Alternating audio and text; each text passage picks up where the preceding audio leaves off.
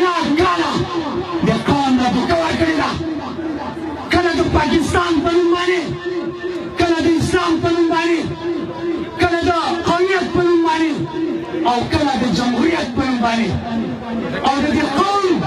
په حقوقو باندې دا کار کړی ده تا ته بیان شي چې یو سړی په انډسټریالیست باندې د 15 کالو نه قابض و او هغه سړی نن رالی انډسټریالیست ته د دغه سړي کور ته په یو وخت باندې درې د پاکستان خطې وګټلې وې یو بچی د هغې ګورنر و یو بچی د هغې سینیټر و او په خپله د هغې پلار MLA و خو په هغه کلي کې چې په کوم کلي کې هغه اوسېده هلته د هغه د اقتدار نه مخکې په ناوګۍ کې یو کیلوټ کچه پروت و نه د هغه کیلوټ کچه دی په ناوګۍ کې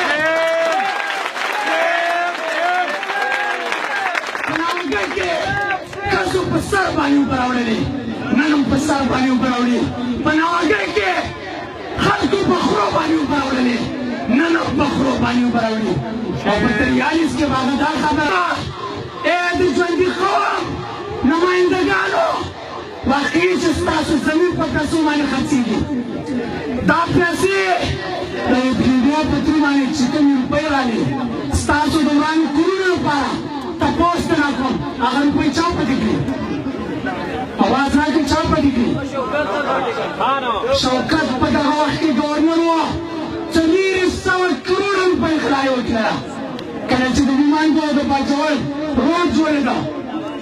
45 فوټ د دې چوړایي وه په هغې کې 700 روپۍ 700 کروړ روپۍ ګپله وشوله دا چا وکړله چا وکړه